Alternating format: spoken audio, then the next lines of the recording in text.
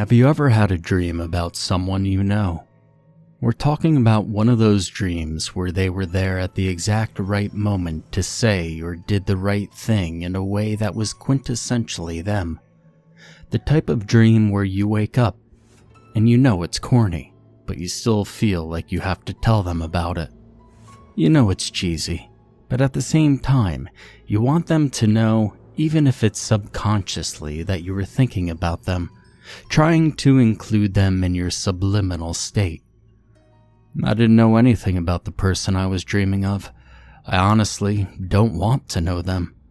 Now everything has become a waking nightmare. To be honest, at first I didn't even know her name. We worked at the same office for years, but we never interacted in any meaningful way beyond idle chat in hallways. I think the closest we ever were to each other was accidentally bumping heads when we weren't paying attention in the halls. It was one of those acquaintances where you realize after months of small talk that you don't even know their name and you're too embarrassed to ask at this point. You keep hoping it'll come up in conversation, but even when it does, it slips out of your mind moments later. I didn't know her name 6 months ago, but now it's seared into my memory. Penelope. I dreamt of Penelope. The dreams were innocuous things at first. I dreamt of work. It started as a standard day in and day out reimaginings of my time at work. I didn't like the idea that I would work 50 hours a week, get off my shift at 6 with enough time to cook something to eat before bed, and then I'd dream of work. It's like I was selling them a majority of my free time and they were getting my dreams for free. Before you ask, it was one of those jobs where you swear to your friends that you're just working there until you could get your feet off the ground in the field you really want to work in. And years later, you're still telling the same story, but you know that nothing is ever going to change. You're bound to the job now. You can't escape. It was a weekly occurrence, and it was mundane. I would dream of running into her at work and talking to her. There was no grand importance to it, at least not at first. There was no deeper meaning. She was just there. Nothing registered as being out of the ordinary. It was just me dreaming about a job I didn't like with a coworker I didn't really know. It started as idle chat for the first couple of weeks, but slowly my conversation with her became more personal. I'd ask about her family and what she was doing outside of work, and we'd laugh and joke. To be honest, a small part of me almost looked forward to those dreams. They were comfortable. They were a fixture in my mundane life. I barely noticed when they started to occur more and more often. I went from dreaming about her once a week to every 5 days. And I think a small part of me started to feel guilty that I was having these pleasant dreams, and I didn't even know her name. A few dreams later, and I eventually learned her name was Penelope. There was no awkwardness. She introduced herself, and I did the same. Then we continued chatting like nothing was out of the ordinary.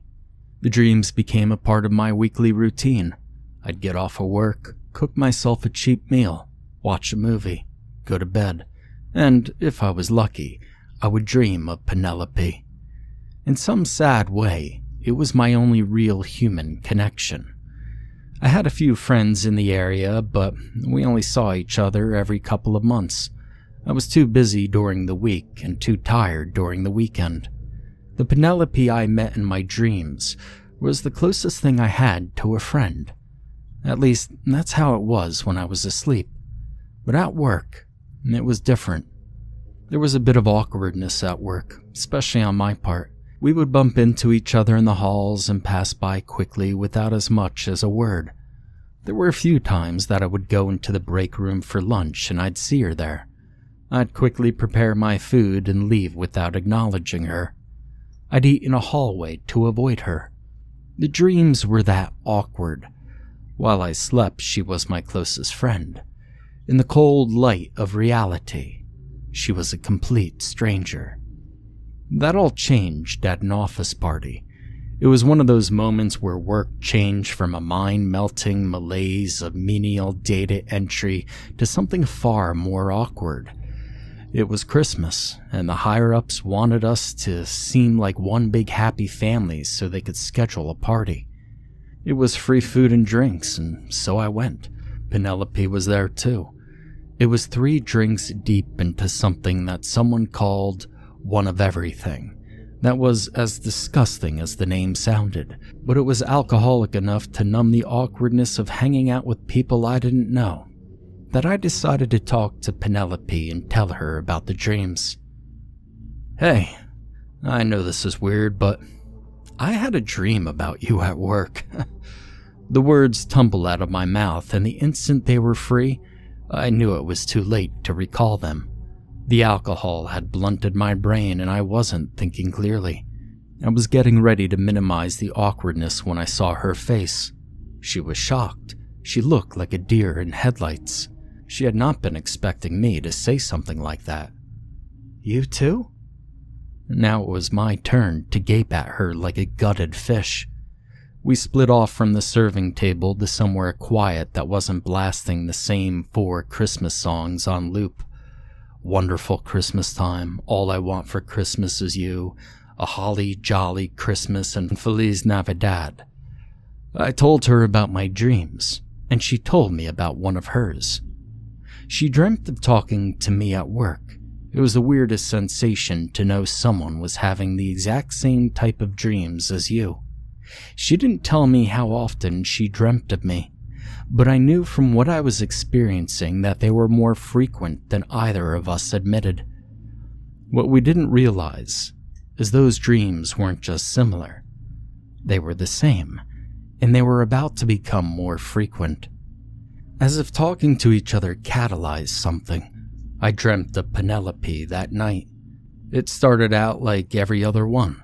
We were talking and joking and smiling, and it wasn't until we said our goodbyes and were set to go about our respective mundane nightscapes that it happened. I took a step away from her, and I lost my footing. Felt like something had coiled around both of our ankles, and by moving, we had been ensnared by Ebola. We teetered, toppled, and collapsed into each other. It should have been mortifying, but it wasn't. It was comfortable.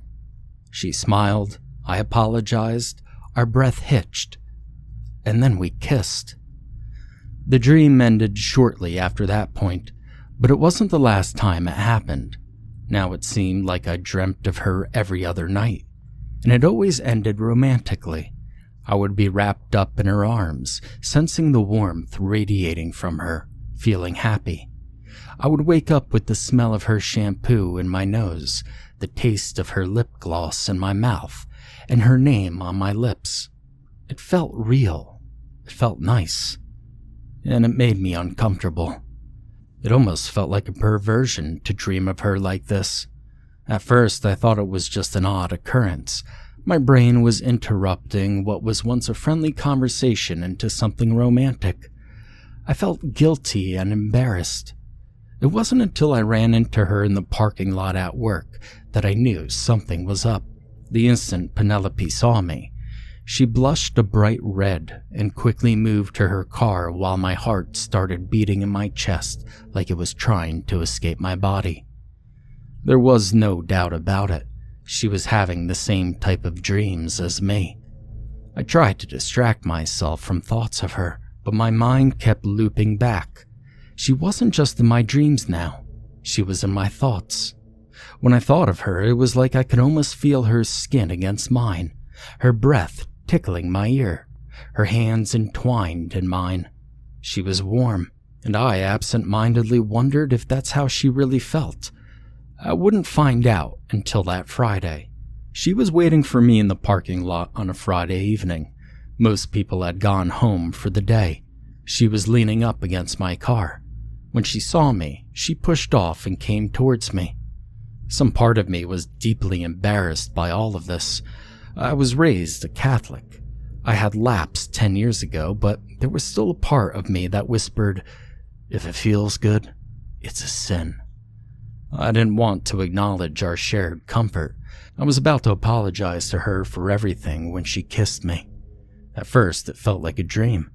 It felt exactly like a dream, the same one I had last night. Her lip gloss tasted like passion fruit. It was the exact same flavor. She pressed against me, and it felt like I was cradling the sun. My hand instinctively sought hers, and our fingers entwined like in our dream. It was a reaction. It was a muscle memory. She pulled away and looked at me. It looked like she was half drunk, but I knew she was sober. She whispered, "I can't stop thinking about you. It's like we're bound together. This just feels right." She went in for another kiss, but I pulled away. Something about this was wrong. Very wrong. I stammered some excuse and left her in the parking lot. I wanted nothing more than to stay with her, to feel her, to be with her, but all of this was wrong. We literally did not know each other. Outside of our dreams, we had barely talked. We were practically strangers. Whatever this thing was with our dreams, it wasn't right. A small part of me cracked and a voice whispered from deep down, "Just because you've been hurt once doesn't mean everyone is going to hurt you." I ignored the voice and tried to distract myself. I succeeded for a few hours before I got a text. Penelope must have gotten my number from some calling list at work. The text read, "I'm sorry about work earlier today. I think we need to talk about it. Coffee tomorrow?" I fought my desire to answer. I wanted to message her back and set up a time and place. A part of me wanted nothing more than to invite her over to my apartment. I didn't answer her message. She sent another message on Saturday morning, and I didn't answer that one either. Something told me that if I saw her this weekend, I would lose myself in her. I wanted nothing more than to nuzzle myself in the nape of her neck and feel her breathing rhythmically in time with me. I told myself how unnatural this all was. Something was very wrong here. People do not dream about each other simultaneously for weeks on end and then become romantically entangled so suddenly. Something was happening to us that shouldn't be. It felt as though I'd been shot with a Cupid's arrow, and I was bleeding out. That same voice burbled up from the depth of my mind and said, "Maybe you're just afraid of the past repeating itself." Penelope called on Saturday night. I let it ring. I was afraid that even answering the phone would be enough to open the floodgates. My phone dinged to let me know I had a voicemail. The moment I hit play, I deeply regretted it. Penelope's voice started off slurred and was cracking from barely restrained emotion. As she rambled on, it sounded like she was on the verge of tears. It physically hurt to listen to. Here's what I can remember. "Hey, we don't have to talk right now. Just maybe listen to me. I honestly can't explain what's happening. All I know is that this feels right. Don't tell me you don't feel the same. Maybe this is the universe telling us that we should be together. Please, I can't lose another person. I won't. Please don't go. Please, I know you're there. Please answer. Please."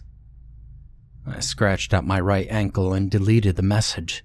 I can't explain it other than this. Listening to that message felt voyeuristic. Like I was privy to a personal conversation that I shouldn't be hearing. She was drunk. She was clearly dealing with something. She was emotionally vulnerable. Reciprocation would be the same as predation at this point. This wasn't me taking the high road. This was me trying to be a decent human. I shut off my phone and went to bed. The rest of the weekend was filled with an uneasy quiet. I dreamt of her on Sunday. She held me tight and whispered sweet nothings into my ear. She was warm. Her touch sent shivers throughout my body. She smelled like a home I wanted to be in. I jolted awake with her scent in my nose, her voice in my ears, and the feeling of her fingers playing through my hair. I took a cold shower to wash off the somnolescent spore. The work week went by without any interactions. I avoided her when I could, and she did the same. I hoped that she realized that whatever was happening here wasn't normal, and that we should keep our interactions to a minimum until we could figure out what the hell was happening and try to stop it. We barely knew each other, really. A part of me could see myself maybe falling in love with her in time, but not when it felt like we were being smashed together by some otherworldly force, like toys that demanded we kiss and fall in love. It felt like something was binding us together, and I knew that I would only disappoint her. That Friday, the dreams escalated. We were laying in a field. My pinky finger was hooked around hers. At a glance, it might have looked like we were lovers enjoying the day on a picnic. I felt genuinely content in that moment. I sat up and looked Penelope in the eyes. I couldn't control myself. I couldn't stop. My mouth opened against my own volition, and words spilled out like blood from a wrench in my chest. I wept as I told her my most intimate regret. I was in college and dating Bella. We were bad for each other. Well, I was bad for her. I put too much of myself into the relationship.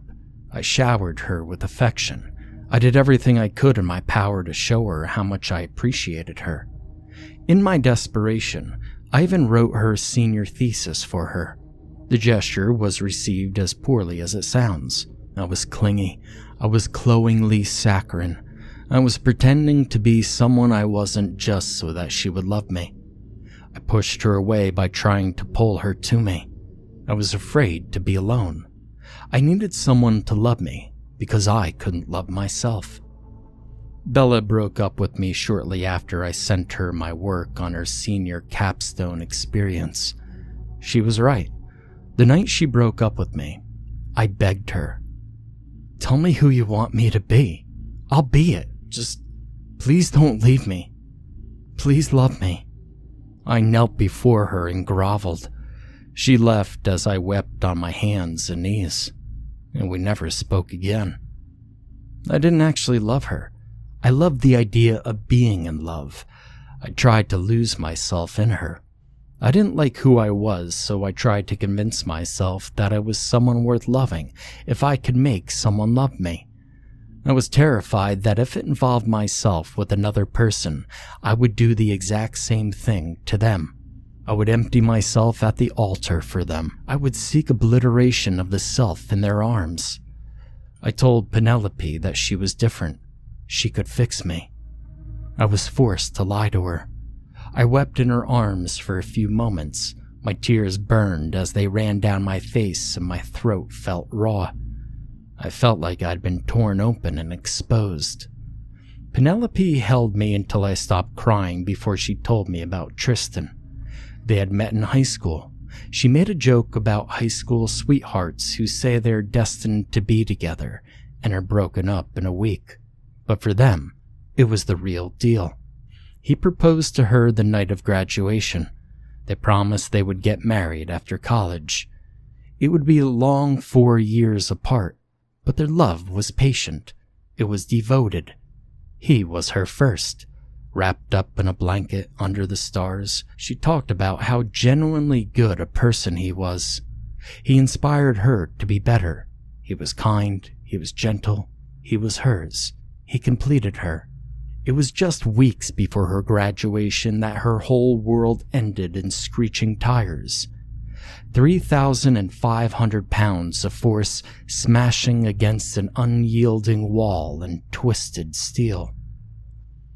Tristan died on his way to visit Penelope at her college. He had been driving all night from his university tour. The colleges were almost 16 hours away from each other. He must have dozed off behind the wheel and lost control of the car. He never woke up. She had to identify his body at the morgue because there was no next of kin nearby. She remembered looking over his twisted frame and realizing that any love she could ever feel had died with him. She told herself that she would never open herself up to anyone ever again, and she spent 10 years alone, pushing people away from her in the fear that she would lose them too. Something told her that I would replace the hole in her heart that Tristan left in his absence. She told me that she would be by my side forever. And then the dream ended. I woke up and vomited in the shower. No amount of washing could scrub away how dirty and exposed I felt. I went into the kitchen and drained a bottle of whiskey, but I couldn't obliterate the memory from my head. I'd been forced to reveal the deepest, darkest part of myself to someone, and I hated whatever had done this to us. We weren't being gently nudged together. We were being bound unwillingly by some cruel force that was going to destroy us if it had to in order to make us love each other. On Sunday, my phone rang. It was Penelope. I felt something well up in my stomach. I ignored that feeling and answered the phone. She cut through any pretense and confirmed my worst fear. "I'm not Bella. It's not my responsibility to fix you." She sounded tired. I was too. This was the confirmation of the thing I desperately didn't want to be true. Our dreams were connected. We had been forced to share our deepest secrets. She knew everything. I felt sick. I answered her. "I can't be Tristan. I'm not a replacement for him. Whatever is doing this, whatever is trying to force us together, I don't want to be a part of it." We agreed to ignore each other in the hopes that whatever ethereal yenta that was trying to force us together would lose interest.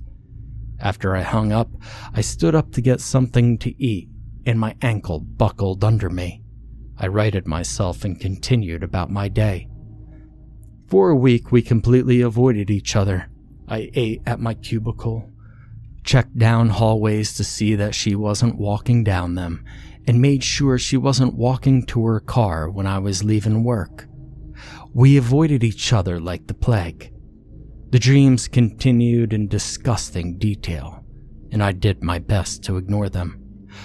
I tried to blank my mind of any detail her dream self revealed, and I hoped that she did the same. Our mutual avoidance became routine by the end of the week, and that routine was shattered on Saturday night. That night, I dreamt of Penelope. It started just like any other dream. Penelope looked at me and kissed me. All that warmth was gone now. I felt nothing. There was nothing between us. Nothing would ever convince us to love each other. That feeling was replaced by a dull pain as my fingers wrapped around her wrists and squeezed tight. I felt her wrist torque as I squeezed and twisted. Then there was a sharp pain as she bit my lip. That sudden stab of pain was replaced with a tearing burning as she completely ripped my lower lip away with her teeth. My body acted against its own accord by punching her red-stained face. Her right hand clawed down my face and raked into my right cornea. I felt something wet and viscous dribble down my cheek. We collapsed into each other, a whirling dervish of punches, bites, scratches, and howling agony. We tore each other apart. I woke up with a dull pain. My entire body hurt. It felt like I had just run an Ironman triathlon. Everything was sore. I could almost feel her molten skin against mine, her breath tickling my ear right before she bit and started tearing at it with her teeth. Her hands entwined in mine, pinning them as she clawed at my throat. I dragged myself into the bathroom and looked at myself in the mirror. There were no scratches or bruises on my skin. My lip was still attached to my face, and my eye wasn't ruptured and leaking aqueous fluid. For all intents and purposes, I was physically healthy, but I was far from all right. Nothing happened on Sunday. I took a hydrocodone I had left over from an old surgery, which did nothing to ease the discomfort, but it made me care about it a little less in a hazy state. I scheduled an appointment with the doctor on Wednesday. The dreams continued on Monday. I shot out of the dark and grabbed her hand before she could react. I pressed it to the table and brought the rock down on her hand with all the force I could muster. She tried to pull her hand free and the rock connected with her pinky. It crunched and she screamed. I stepped back to look at something else to hurt her with when she closed the gardening shears around my right pinky. Before I could react, she slammed the handles together and sliced through the skin, sinew, and the hinge joint. She cut me into pieces as I bludgeoned her to death. I woke up to find that I had voided myself. The shower felt like razor blades sliding through my skin. I wept at the hopelessness of my situation. My appointment with the doctor was Wednesday, and it was completely unproductive. She couldn't find anything wrong with me, and my repeated insistence that I was in agony was met with incredulousness. She thought I was drug-seeking. To be honest, I was. There wasn't a part of my body that didn't radiate pain, but I knew I didn't have anything physically wrong with me. I almost shrieked when I sat down on the examination table and remembered how Penelope had shattered my hip with the baseball bat after I had gouged out her left eye with a corkscrew. The doctor sent me home with nothing. I went home without having learned anything valuable. I called work and I told them I was sick and wouldn't be in for the rest of the week. As I told them, they let it slip that something might be going around the office, as someone else had just called in sick. It didn't take a genius to put two and two together and realize that whatever was happening to me was also happening to Penelope. I picked up my cell phone and went to dial her number. I winced as the memory of her smashing my hand with a ball-peen hammer sent jagged waves of electrical agony lancing up from my hand. I shuffled to the fridge and chugged an energy drink. It was noxiously acerbic like the fumes from the gasoline I'd used to blind Penelope in one of the looping scenarios of aggression and unbridled assault I had inflicted on her. I tried to stay awake for as long as I could, but the instant I fell asleep, the brutal visions of blood began again. It was inevitable, unavoidable. I wrapped my broken and bloody fingers around her throat and felt her trachea collapse as she sawed into my abdomen with a straight razor. I woke up in the shower. It was the easiest place to wash the vomit off of me. This couldn't continue. The nightmares were endless, and they were not going to stop until one of us was dead. The days bled together and my nights were haunted with a perpetual throbbing pain. In my waking moments, I was sensitive and sore, and when I drifted off, the perpetual cycle of violence continued. I dreamt of getting in my car. I didn't look in the back seat, and by the time I noticed I wasn't alone, it was too late.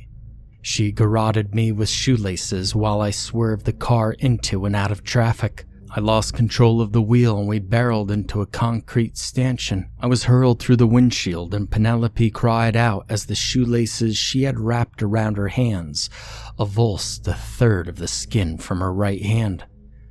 The last thing I saw before I woke up was her crawling through broken glass and transmission fluid to try to reach me to end all of this. Her teeth were gritted, and there were tears in her eyes as she forced to confront the memory of Tristan's death in a twisted tableau. I opened my eyes. The hydrocodone was gone, the whiskey bottle empty.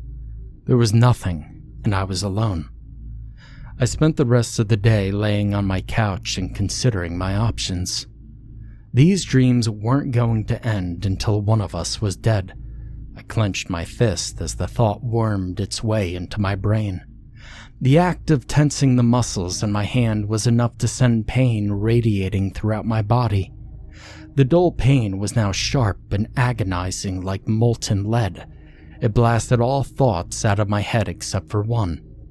I couldn't do it. I couldn't kill her. This wasn't nobility. This was cowardice. A small part of me deep down needed her to like me, to validate me. My insecurities twisted something deep down inside of me. I couldn't do it. Now, I don't know when I drifted off. I don't even remember dozing. The dream just happened. I was walking out of my apartment, and she was waiting in front of my door. I didn't have time to react as she swung the pocket knife in a wide arc and sliced my forehead open. I stumbled back and she advanced forward, swinging the blade into my raised hands. I lashed out with my foot and caught her in the knee. It crunched and she collapsed on top of me. We rolled around on the floor, a tumbling torment of screaming, slicing, and scratching. She buried the pocket knife in between my ribs just as my teeth bit into her throat. My gasping breath was met with gouts of red flooding my mouth. Entwined in each other, we died. I awoke with a start. I got off the couch and went to the door.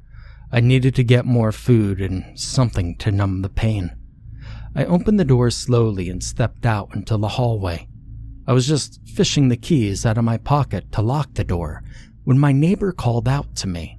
I just about had a heart attack, but managed to stop myself from squaring up out of Pavlovian perfunction. My neighbor was the type of person who was in everyone's business and would tack a note to your door if she heard music playing from your apartment. We exchanged greetings before she said something that sent chills through me. "Listen, this is an apartment with families in it. Whatever's happening between you and that girl is immoral." "What are you?" "Now don't you play dumb with me. I saw her this morning outside your apartment door. I heard you a few weeks back in the middle of the night breaking God's covenant. She had enough tact to leave when she noticed me. Don't be calling your random hookups out to your place." Her words bottomed out as I realized what she meant, and the shock set in. Penelope had been outside my apartment this morning. If it weren't for those nosy busybodies scaring her off, I would likely be staring down Penelope when I opened this door. She knew where I lived. She was waiting for me. I ran off with my neighbor's shouts echoing behind me. I had to get out. I had to get to my car and get into the driver's seat. A bad situation became worse the instant I sat down and heard the glass from the driver's side window crunch beneath me. I rolled up my window to see that someone had smashed it in. My stomach dropped as I realized what was happening. I had dreamt that she had been waiting in my car for me, and now I find broken glass on my seat from my broken window. The next day, I dreamt of her attacking me in my home, and I would find out from my nosy neighbor this morning that a girl was spotted outside my apartment earlier that morning. She knew where I lived, she was waiting for me, and I knew in the deepest part of me that she didn't want to talk. I called my parents who lived out of state as I drove and made up a story that was soon to become true.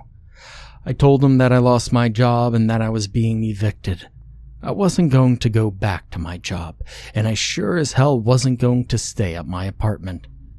I asked if I could live with them for a bit, and while they were caught off guard by the suddenness of it all, they agreed. I had to get away from Penelope. Maybe if I put some distance between us, the dreams would fade, and the fatal attraction would recede. Now, they lived about 700 miles away, but that didn't dissuade me. The further away, the better. I grabbed another energy drink when I refilled my gas. I could feel the cashier watching me cautiously. I must have looked like warmed-over death with unkempt hair, groggy appearance, and furtive movements. I ignored her and got back into my car. I sat there for a moment as the weight of everything crashed down on me. I closed my eyes for just a second. It was only a second, but that's all it took.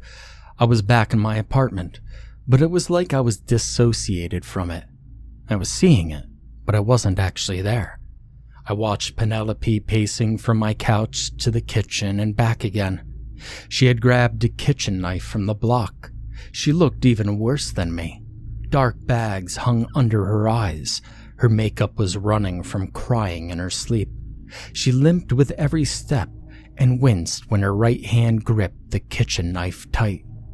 As she frantically stalked around my apartment, she came to a stop. It wasn't natural. It was like the operating system of her brain had crashed and she just stared off into space. A moment later, she regained control of her faculties. I watched the smile across her face, and she walked out the door towards her quarry. A merciful horn blasted me from my reverie. I shifted the car into drive and pulled away from the pump as the 1958 Plymouth Fury's driver gave me the finger and pulled into the space I had vacated.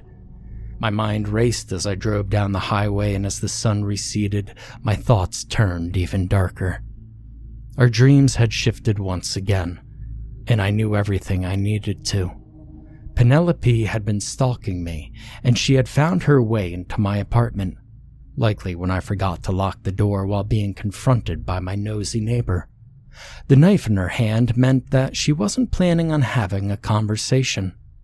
My dream was from her perspective, and that spacing out was likely her seeing what I had been doing, like my brief peek into her whereabouts. We were bound together in dreams, and the only way to escape would be to cut ourselves free from the other. I spent the next 8 hours in a haze as I drove back home. Every hour or so I would have to pull over, and I felt myself drifting and spacing out. I never went to sleep, but I can't say I was fully awake either. I managed to make it to my parents' house in the early morning the next day. They were waiting for me at the door. I hugged them tight and ignored the pain as I told them the story that I had been rehearsing for the last 2 hours about being let go. It was easy to see that they didn't believe me, but they still let me move back in. I love them for that, and I'm so sorry for what's going to happen. Weeks turned into months. I told my parents I was job hunting and trying to get my feet back on the ground, but I spent most of my time trying to stay awake and terrified of the moment that sleep takes me. I tried to figure out what was going on, but my internet searches turned up nothing, and doctors have no idea. I still dream of Penelope. I watch as she poured through every inch of my life to try and figure out where I had fled. She scoured my apartment for clues, asked coworkers about where I had gone, and even tried to steal personal information from human resources, but turned up nothing. Her eyes are bloodshot, her hair is beginning to gray and fall out, and her face is sallow and sunken. Any trace of the girl I was forced to fall in love with is gone. There is now nothing but a fetishistic fury behind her eyes that is driven to hunt me down at all costs to end her suffering. But I can't say that I look much better. The bags under my eyes look like they're painted on. I move like my bones are made of glass, and my stomach is constantly churning from the stress ulcers. I threw up this morning and found little flecks of blood staining the toilet bowl. If she doesn't finish me off, the stress will. I spend every moment of the day fearful for the moment that Penelope bursts back into my life like a half-mad ravager. The only comfort I have is that she hasn't found me yet. But that comfort died tonight. After a lot of cajoling, my parents took me out to eat at a Mexican restaurant. I did my best to smile and pretend that I was happy. They deserve that much. The dinner was good, and in one hopeful moment, I saw my mom smiling at me. She had been so worried about me. She didn't understand what was happening with me, but I think she convinced herself that I was getting better, and soon enough, I would be back to the person I was, rather than this human husk that was haunting her home. I let her believe that, and I even managed to convince myself for a brief moment. I told myself that everything was going to be all right. All I had to do was outlast Penelope. She was spiraling fast, mentally and physically. I just had to stay away from her until she flamed out. That night was the beginning of the end. I went to bed at ease, and then I dreamt of Facebook, and that happiness died. I watched as Penelope scrolled through endless images of my life. Her face was goggle-eyed and ravenous as she went through the pictures. My first day of school, my first junker car, my college graduation, my first and last serious relationship, photos of Thanksgiving, Halloween, Christmas, and Easter, my first serious job, a poor pastiche of my life. I realized that it was my mom's Facebook album, and that she was using a fake Facebook account after Penelope sent her a friend request. She's been scrolling through hundreds of photos. She stops at a photo of me smiling at the restaurant that my mom had taken while I was distracted but smiling. She read the post, checked into Taqueria Mi Pueblo with my son and husband. Dinner was delicious, and the company was even better. Her face cracked into a smile, and she clicked like. It's over. I can't hide here anymore. She's going to find me eventually, and when she does, she'll kill anyone in her way. I know this because I know what she's going through. I know the agony she's experiencing and the maddening desire to end it all. Her desperation to kill me is the same desperation I feel to flee. She's not going to stop. If I stay, I'll be putting my parents at risk. I won't kill her, and I can't keep running. She will find me eventually. She won't stop until she finds me and severs whatever link binds us together. And at this point, I don't know if I care anymore. I just want the dreams to end.